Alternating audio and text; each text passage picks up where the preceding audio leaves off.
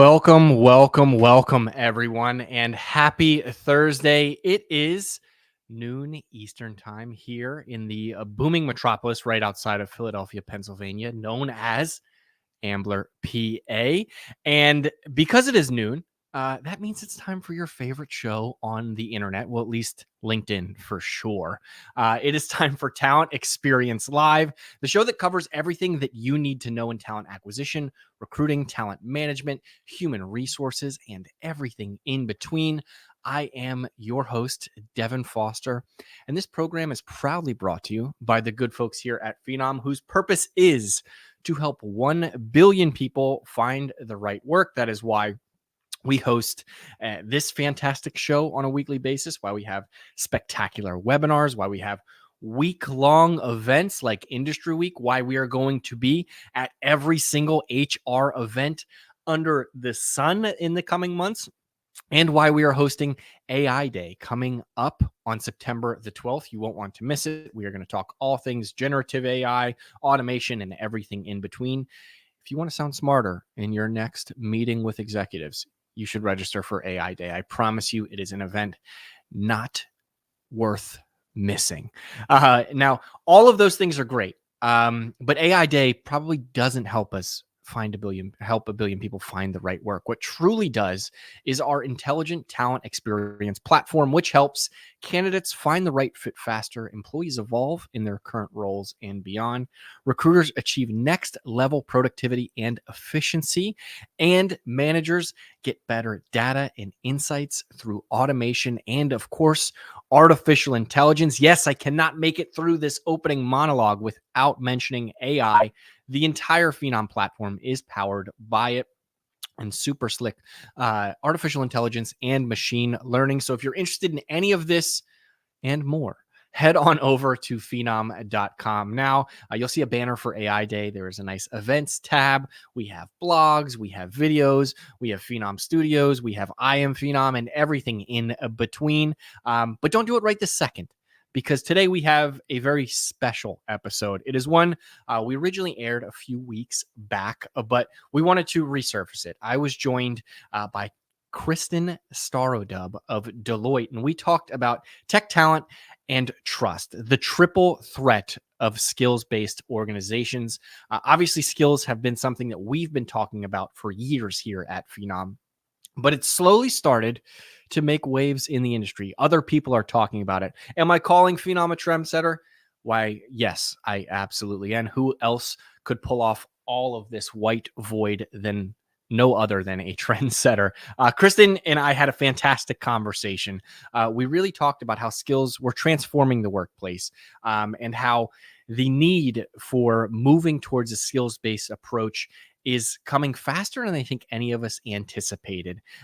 Whether it's skills gap analysis, strategic learning and development, promoting upskilling, and everything in between, as well as getting some employee engagement. We all know that that is a challenge, especially when you are rolling out new technology. So we talk about it all over the course of the next 20 to 30 minutes. So grab your lunch, sit down, have a coffee, enjoy this conversation with me and Kristin from Deloitte. And I can't wait to see you once it all wraps up. Without any further hesitation, here's Kristin.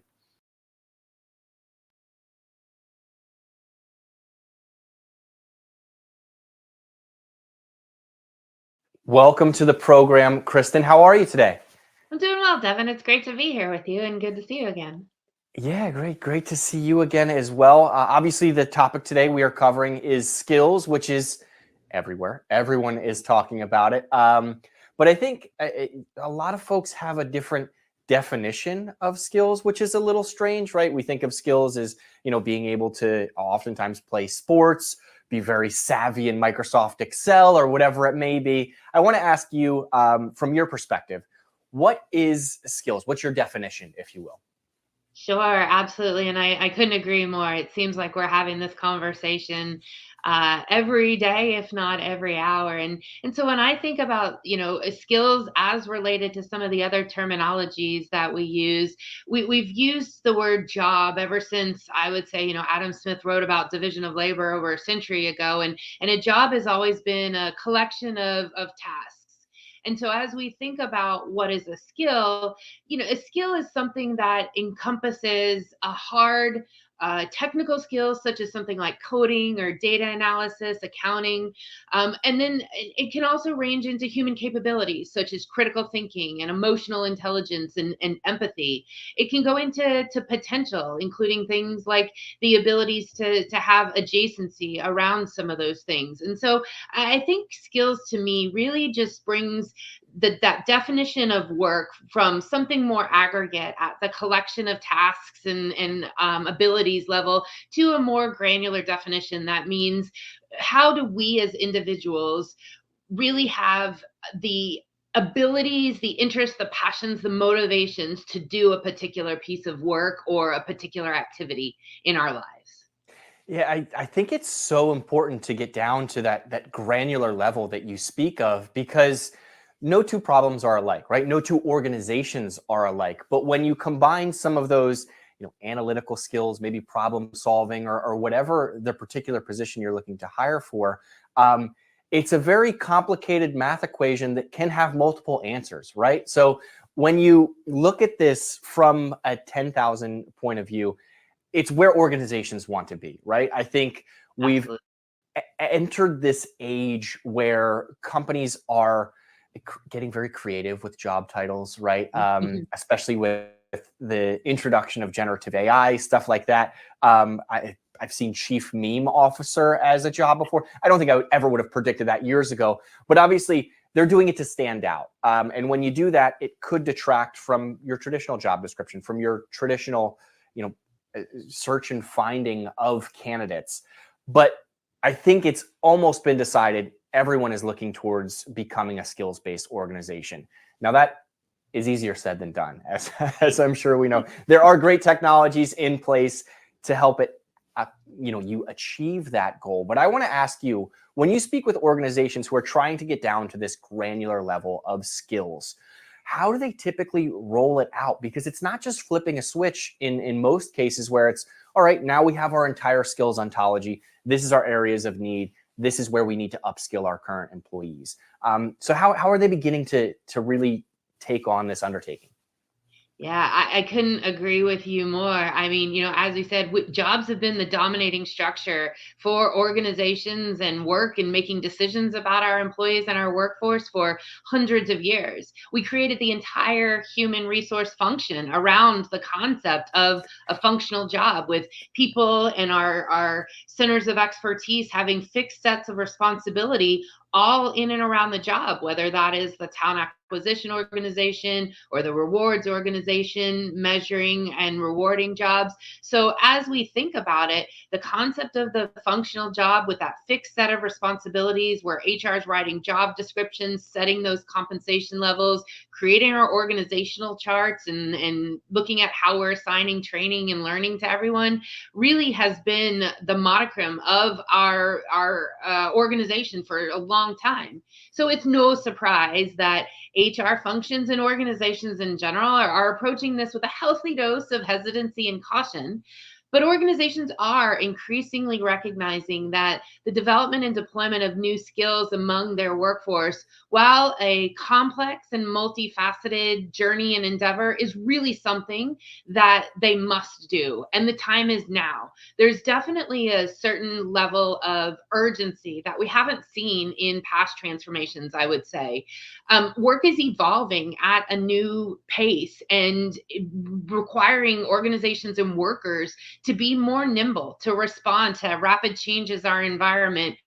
And the definition of standardized work just really isn't scalable enough. And so jobs are giving way more to fluid work, and organizations are having to adapt to that. I would say even in the research that we've done recently starts to prove this out. 63% of executives in a recent Deloitte survey said that work in their organization is currently being performed in teams or projects outside of someone's and their workers' core job responsibility. And so when you start to see a shift like that, it really starts to substantiate why organizations need to move. And so organizations are taking, very different approaches in some cases, but many organizations are starting something along the lines of a skill gap analysis. They're taking a look at what are the specific skills that they have in their workforce today, and how are there gaps between the skills that they need in order to address their business outcomes moving forward. They're looking at how can they create strategic learning and development initiatives that are focused on closing those gaps. So customized training programs that cater to specific upskilling needs or needs of the workforce that aren't just centered on a really large definition of a job. And then they're also looking at engaging their employees in this journey. Active involvement and support from employees is vital to the success of rolling out new skills and becoming a skills-based organization. So regular communication with employees on the importance, providing feedback mechanism to employees to share their experiences, as well as how they see their needs for new skills and to be able to talk about their skills in a new way. And then having coaching and mentoring programs as well to help employees apply these new skills in their work are all ways that organizations are starting to dabble into this transition into skills-based organizations. Yeah, it's exciting overall. One thing that you mentioned there that I want to touch on specifically is the time is now, right? And I think when organizations are looking to roll out skills, obviously they need buy-in from leadership, and sometimes that's a bit of a challenge. I'll tell a brief story about Phenom's inception. We started with mobile career sites, and I've heard from people who were here before me, they were laughed out of a couple rooms where it was like, what do you mean we need a mobile career site? Nobody's going to apply to a job on their phone. Now it's a must-have, right?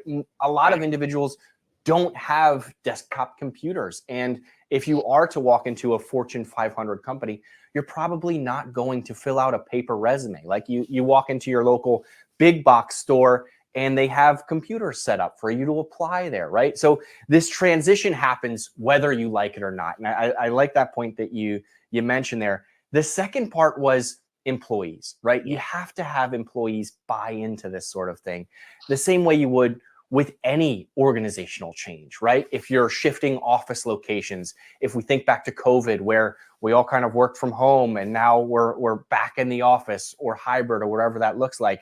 I want to ask you, what role does trust play into the rollout of skills? Because I think in order for you to truly have success, you need the buy-in from your employees, from your organization, but also they have to trust and believe in what you are truly rolling out. Can you talk to me a little bit about that?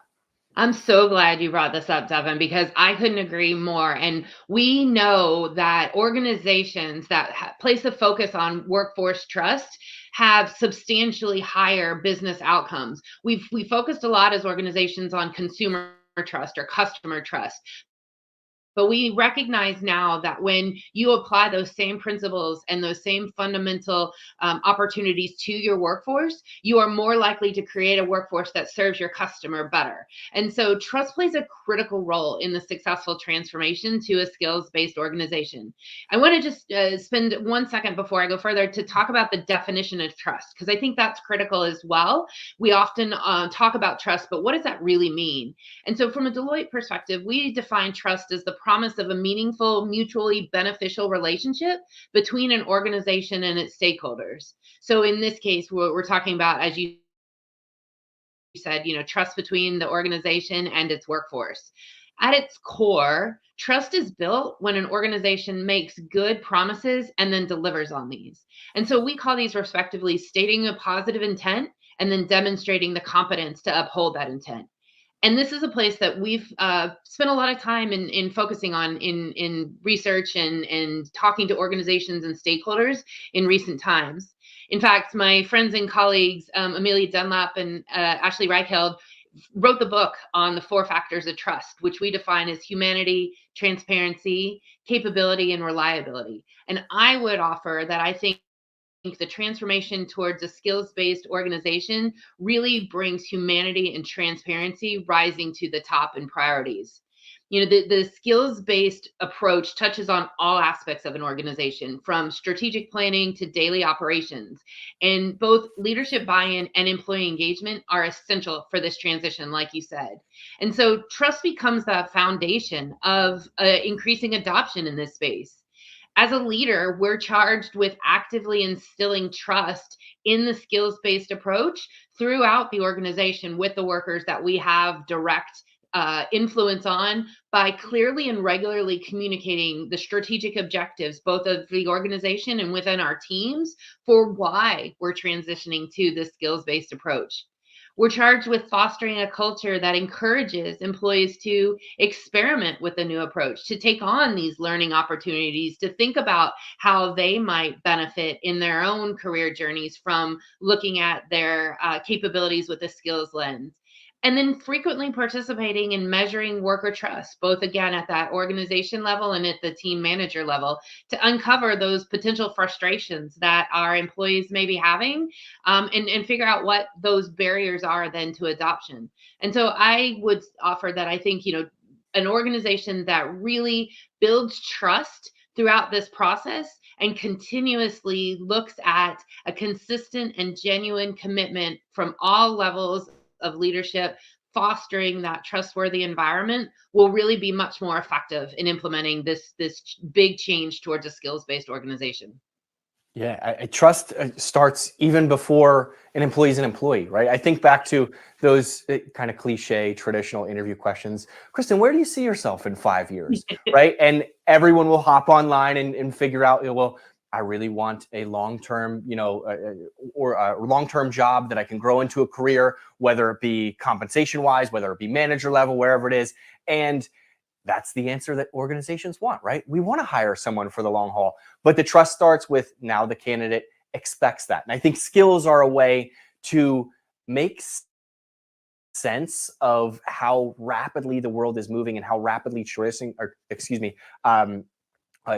how rapidly skills and needs are changing and technology is changing, in order to help fulfill that and continue that trust, build that trust long term. So it starts from day one, and then you can have easy conversations where it's, I would like to be a manager. All right, let's look at your skills. Where do you need to improve here? Is it, some of your time management skills? Is it potentially technical skills, coding skills, whatever that may be? And then you can start to have those conversations and build a little bit of trust, rather than thinking about it abstractly with some pie in the sky sort of needs or something in order to become a manager or director. And it's not just time-based as well, right? Well, you have to be here for 3 years before you go into time. It's going to really, I think, foster that relationship with your employees so much more. But it brings me to my next question. Obviously, trust starts at day one, but when we talk about rolling it out to employees, it's a challenge, right? I've spoken with people who've had conversations with Fortune 500 organizations where they're starting with small pockets of teams, right, to build that trust. Because the last thing you want is to turn it on for every employee, and each of them have their own opinions, and it's sort of spread like wildfire, and it doesn't work, right? It's not successful. You have to go back to the drawing board. So I want to ask you, is that something that you're hearing, where organizations are finding success rolling it out to smaller teams, whether it be marketing or engineering or something along those lines? And if so, are they taking it with the approach of, let's focus on some of these very tangible skills, i.e. coding, Python, whatever it may be, where it's a simple checkbox, rather than some of the more extroverted ones, I guess that's probably not the word I'm looking for, but the soft skills, right? Problem solving and communication, things like that. So I know that was a very long-winded question, but are folks rolling it out to smaller teams? And if so, how are they doing it? Absolutely. And this goes back to thinking about What's the right approach? And so coupling together, creating that trust with some experimentation is absolutely the way to go, along with education for the workforce. So the trend you're describing is increasingly common in organizations, particularly as they're navigating the complexities of skill development across diverse roles and the diversity of their global organizations. And so this approach of targeting specific teams and departments, especially those with those more definable, tangible skills, as you called them, is seen often as a more manageable and immediately impactful first step in a broader skills transformations. Organizations can start with, say, their engineers and their engineering group. Think about what it is that defines an engineer today versus what historically defined an engineer, and test the waters. This gives them the opportunity to test the impacts on their daily operation, maybe utilize new technology and implement a new solution like Phenom that can come in and do a skills assessment in a rapid amount of time across a plethora of data in order to be able to give them immediate results, and then be agile in figuring out what worked and didn't before they go broader into the organization. I would also offer, though, that we have to recognize why, again, there is a different level of urgency at this time to make this transition within an organization in kind of that pilot or beta mode, but then ultimately broader at the enterprise level. The half-life of a professional skill is what we refer to when we talk about the time it takes for the relevance of that skill and the usefulness of that skill to decrease by half. Technology advances and shifts in the business landscape have significantly impacted the half-life of skills. The half-life of skills in today's world is rapidly shrinking, and we estimate it's at about 5 years. Now, Devin, that may sound like a long time to you and I in the world, but if you think about it, the Industrial Revolution saw the last kind of substantial change in this half-life, and half-life of skills at that time were 30 years. So this has been a significant decrease in the amount of time that skills are relevant. And so organizations are going to need to figure out how to move to this skills-based approach and have that governance layer in at an enterprise level to constantly deal with the ongoing disruption and the rapid pace of change in this world. And generative AI, and I think you touched on this a little bit, is only expected to increase the value of some of those technology-centered skills while elevating the need for human-centered skills, while overall the half-life is shrinking. So I think organizations will continue to test and experiment. However, the overall duration of those experiments needs to evolve and decrease so that the enterprise level change can be made more rapid as well. Yeah, absolutely. It's not all skills are like riding a bike, right? And I kid there a little bit, but even riding a bike has changed, right, over the years. Right. We used to have the big wheels and everything like that. The half-life of these skills, I know from my personal experiences, have changed drastically, right? I rely on some of those AI tools for spelling, grammar, everything in between. Kristin, between you and I and anyone who's watching, I still don't know how to spell the word restaurant. And I don't need to, right? At the end of the day, it's quite embarrassing for me, but and my sister will make fun of me for the rest of my life. But it was a skill that I at one point needed, right, in order to handwrite, papers that I was submitting in college or whatever it may be. Now we have spell check, we have Grammarly, we have all of these tools, and we're taking it a step further with proofreading, right? So grammar isn't even needed that much anymore. So those skills are going to go to the wayside, much like I'm sure a lot of the farming and skills did back in the Industrial Revolution that you talked to. We touched right there on AI a little bit, but I think we talked about it from a skills perspective, right? How it's changing skills. I want to ask you, what role does it play in rolling out framework for, skills to an organization? Is there a technology or is there a way that it's helping augmenting and even eliminating some of the processes of manually going through and finding out what typical positions have what typical skills? Absolutely. I I'm surprised we made it to 20 minutes into this conversation without getting into AI, because it doesn't seem like you can have any kind of conversation in today's world without starting out talking about AI and the impact that generative AI is having on our world today. It's just fascinating to me how rapid this change is happening too. I mean, if we think about just 8 short months ago, how rapidly Gen AI has changed since then. It's no secret that this is something that we're all going to need to think about and adjust to. And it's no different in how AI is impacting the skills landscape in an organization, both by augmenting existing roles, like you said, and introducing new requirements for new skill sets.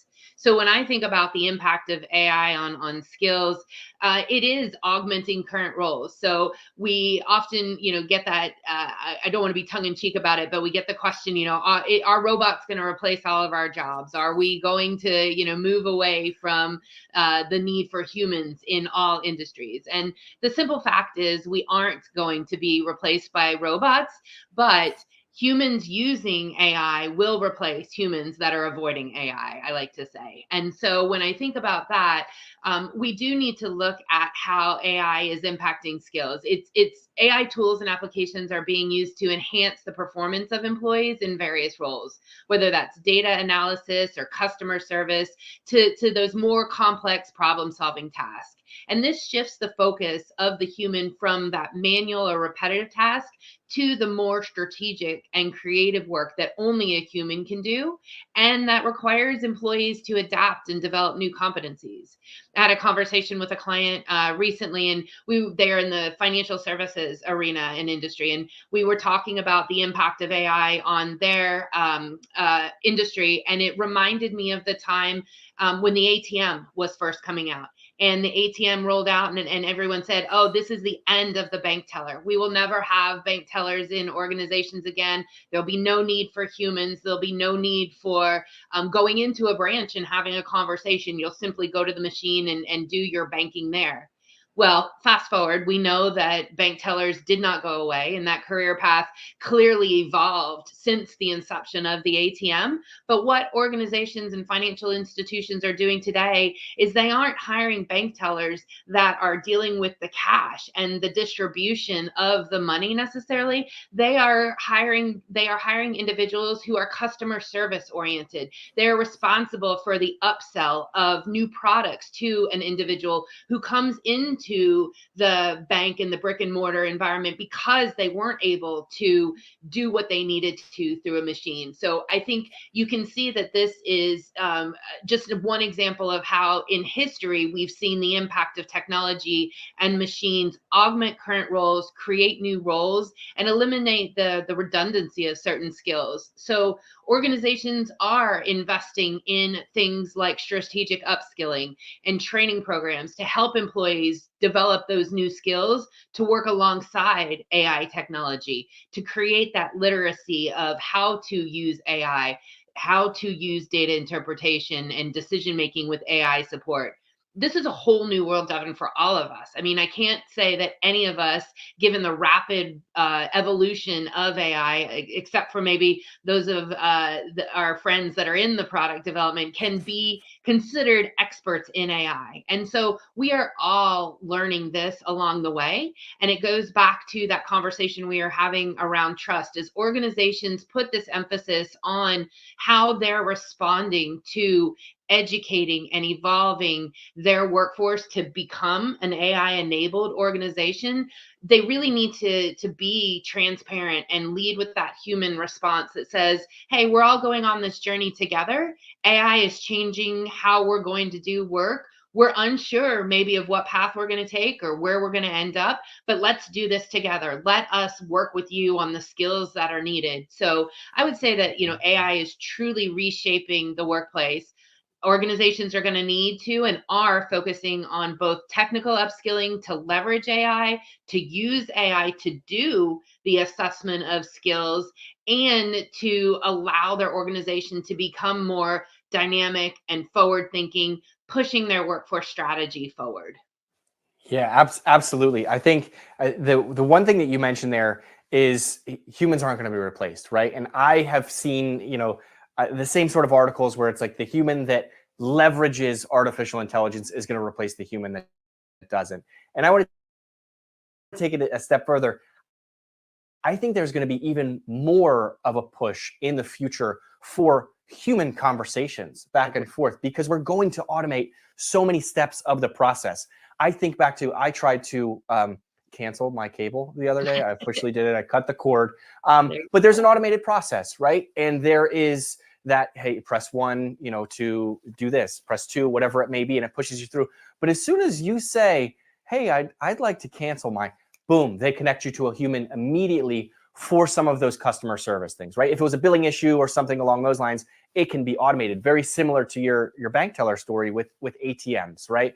Right. When people are buying a home or getting a mortgage, typically they're putting their life savings into this. They want to talk to another human to make sure they're making the right decision. With that being said, that human is going to have algorithms and calculations and things like that leveraged by artificial intelligence to have the most human conversation. So I think it's an exciting time. I think you are 100% right, where it's the time's now, right? We are working towards this, but if you missed the bus a little bit, you could fall to the wayside. And I really want to ask you, with this happening so quickly, how far away are we from skills truly being adopted globally at an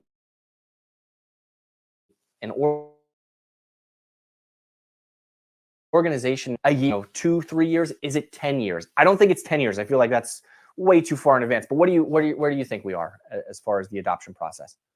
Oh goodness, Devin, I get this question all the time. And if I had that magic answer, my goodness, I would write the book and sell 1 million copies, and then we would all just execute that plan. I've told many organizations in these conversations, I used to love that magic 8 ball when I was a kid. You'd shake it up and you turn it over and ask it for the answer. And all I seem to get when I do that is the answer that was something along the lines of the outcome is unclear or it's cloudy. No, and all kidding aside, the transition is going to be gradually unfolding, I would say, and it's also going to vary by industry and by workforce segment. And so I think what we're going to see is the timeline will vary depending on the organization, the industry, and the region. But whatever the timeline is, I would encourage companies to look at how they can accelerate it. So when we think about like the tech startup world that is seeing such a rapid change and disruption in the way that technology is impacting how they do work, this is where we're likely going to see the most rapid adoption. And I agree with you. These are the industry leaders that are coming out within the next 1 to 3, 5 years at most, where skills are already at the forefront of how they're thinking about their talent and are already highly valued in how they need to acquire and access talent. Yeah. Traditional industries, more sectors like manufacturing and healthcare and finance, they may be on the cusp of that 3 to 5, 10-year journey because they've got to balance innovation with the regulatory and traditional constraints of those industries. So very different implications and focus and path that we'll see those sectors take. And then from a global perspective, economically advanced countries with more robust access to technology and infrastructure and educational systems may lead the shift more than the developing economies might follow in gradually. And I think this is where the responsibility angle of the global community does come into play. We will look to only increase the disparity amongst workers in emerging and developing economies if we as leading global organizations don't help and bring those organizations and countries along the way. So I think ultimately it's a complex process. It's a complex problem to shift completely to a skills-based approach in all of our organizations. And we'll likely see what I like to say is generational impacts of this. So the 1.0, the 2.0, the 3.0 type of approach, where this is a never ending journey. It's going to be continuous adoption and proactive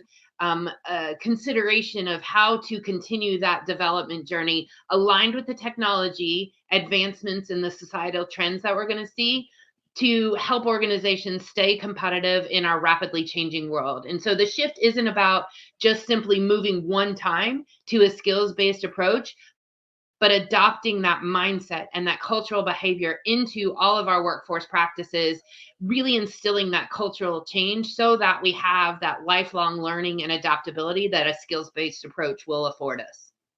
Yeah, you're going to have to continue to adapt, right? Because skills are going to continue to change. There's going to be a skill a year from now that neither you nor I could have ever predicted, right? And with that, we are going to have to rethink how you evaluate skills, how you upskill to that sort of thing. And it really goes back to that trust piece that you were talking about earlier, right? And I loved the fact that you mentioned it is the responsibility of some of these global organizations, of some of these, really global power countries to look out for the rest of the world, to not increase disparity, because I think there already is far too much. So I loved that portion. Switching gears slightly, but I think still in the same vein, is we talked about adoption there. I know that when there was, sort of the dot-com boom, when e-commerce came around, there were organizations who were hesitant to adopt this new technology. And unfortunately, they didn't make it, or certainly didn't make it to the powers that they once were. Do you think organizations that are hesitant to adopt and to really stay with the keep up with the Joneses, if you will, on the adoption of skills and technology, will they have a similar result of not being the global powers that they once were, or the successful organizations, I should say? Sure. We like to focus a lot on the benefits and really the why and what's in it for the organization, the employee, and our global community on this type of approach. But it would be remiss to not talk about what impacts from a negative standpoint that organizations that may be slower to adopt or focus on not making this transition might encounter. And we do believe that there are particularly potential global business impacts, or sorry, there are impacts that from a global business environment will permeate for organizations that choose not to focus on this journey over time as the world becomes more dynamic and competitive. And organizations that fail to continuously upgrade and adapt, we've seen it over the history of our industrial revolution into the modern age, can result in loss of their competitive advantage. They lose market share and diminish relevance in their industry for not staying up with the predominance of where their industry is going. We know that a skills-based approach is more attractive to acquiring and accessing top talent, especially among the younger generations who are prioritizing personal growth and development of their careers. And so companies who fail to focus on skills development may struggle to attract and retain high-performing employees. Definitely, there is the risk that in the rapidly changing markets, the ability to pivot and adapt to disruption in industry is real. And so organizations that lack a diverse set of skills in their workforce may find it harder to quickly adjust to new market demands, new customer demands, to adopt those new technology changes, and really suffer from this. So I think there's a significant amount of risk involved with an organization that chooses to not adopt this journey. Going on the right journey at the right time, at the right pace of change for an organization is important.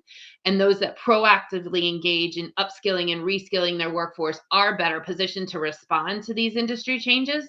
However, I just want to continue to emphasize, we feel that organizations should look at how can they do this in the right way, in the right manner, and challenge themselves to go as boldly and quickly as they can within their organization. Yeah, I mean, people are creatures of habit, right? They like things the way that they are, and they love nostalgia Yeah. until it's inconvenient, right? And I think back to the CD player, right? The tape deck, right? They still sell CDs and tape decks, but if I want to listen to a song, I'm going to use my phone. I'm going to hop on some streaming platform and listen to it. If I really love the song, I might go back and purchase the record to listen to on my record player, but not for everything, right? Because it's inconvenient. And when we talk about this, the evolution of an individual's career is the last thing that should be inconvenient for them. And if it is, they will go to another company, another organization where it isn't. And people talk, we love to talk about networking, referrals, and everything along those lines. Word spreads quickly. And if you don't adopt this, it's going to affect talent. And word travels even quicker than it used to, right? With the internet, with Glassdoor, with all of these other Fishbowl, all of these other crazy sites. So you want to make things as easy as possible as you can. The reason I mentioned records and nostalgia is because of my last question. This is a bit of a selfish one. I come from a recruiting background. I dealt with paper resumes. I traveled to career fairs. I wrote down handwritten notes. A lot of those things don't happen anymore, right? Everything is digital. You scan a resume, it's uploaded into the CRM instantly. I want to ask you, what role or what impact will this skills-based approach, do you think, have on traditional HR documents or processes like resumes, like job descriptions, career pathing, all of those sorts of things? Sure. We started out this conversation, Devin, in talking about how the HR function had been created around the concept, the construct of a job. And so a shift towards skills-based organization is going to have a profound impact on these processes, on traditional recruiting, on HR document and processes. There won't be any aspect of HR as we know it today, I believe, that won't be touched by this journey. In fact, we did a recent survey of 125 HR executives in 100 businesses globally and asked them their opinion on this question and how are they using skills. And I was surprised at the percentage of individuals, upwards of 30 and 40%, that are already using skills-based practices to some extent in almost all of their HR practices, from skills-based workforce planning to work deployment to performance management, rewards, learning and development, hiring, and full on skills career development. And so where we're seeing, I would say, some of these elements come to the forefront first and foremost, it starts in that hiring process that is so near and dear to both your heart and mine.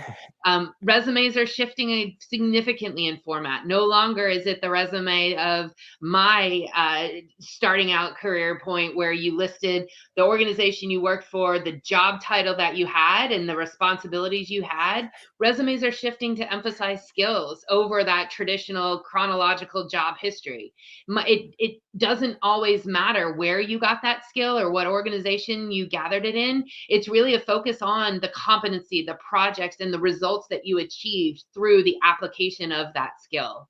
We're seeing candidates use digital platforms to showcase their skills. I love that you mentioned just the rapid communication that the social environment has. We're seeing that digital impact on something like portfolios and badges replacing, in some cases, resumes. So how can individuals bring in a portfolio that automatically adds their online courses, their micro credentials as they gain those, providing that more dynamic, proof-based element in their profile that's just ongoing updating as they gather more skills.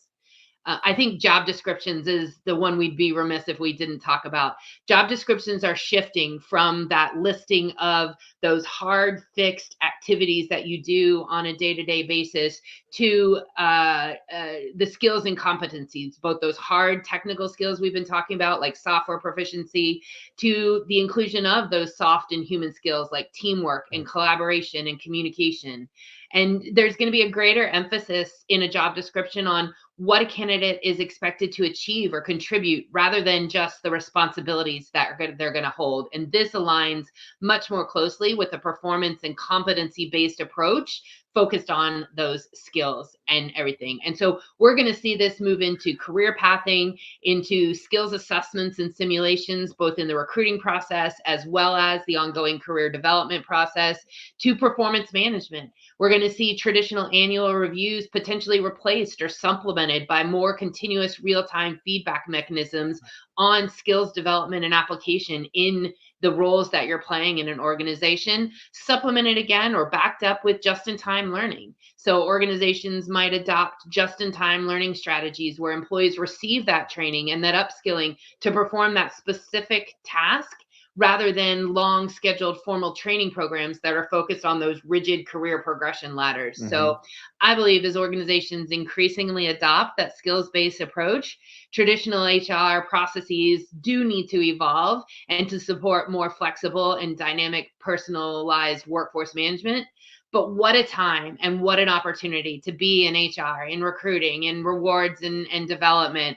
What awesome opportunity and responsibility to be a professional who can bring this level of change that won't just impact the HR function, but it's going to impact the organization and the workforce as a whole in the global environment.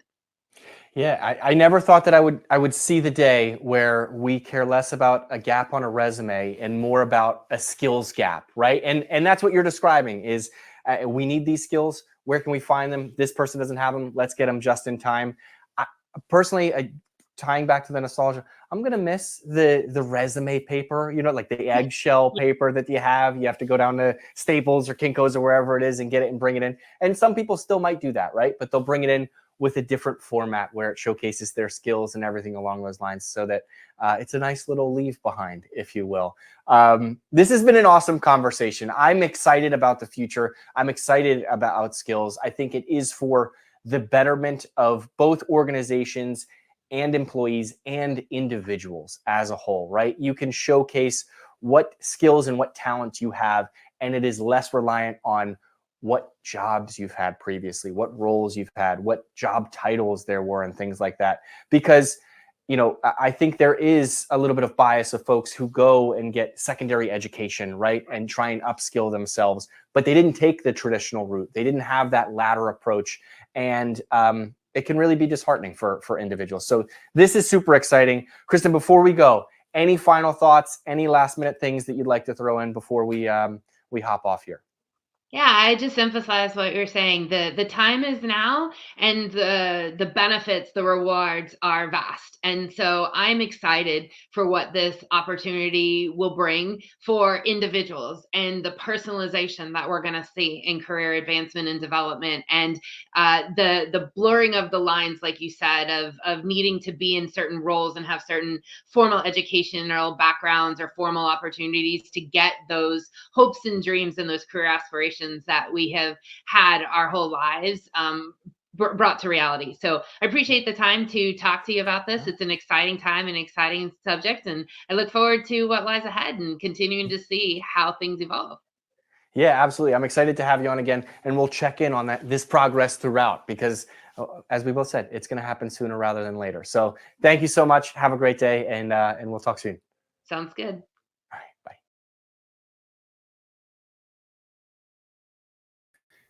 Thank you again, Kristin. I loved hearing that conversation once again. One thing that we didn't talk about was cover letters. Are they dead? Did AI and skills kill cover letters? I think they might have. Video killed it a couple years ago, and now we're just stomping on cover letters graves, which I think everyone's kind of happy about. I couldn't stand cover letters.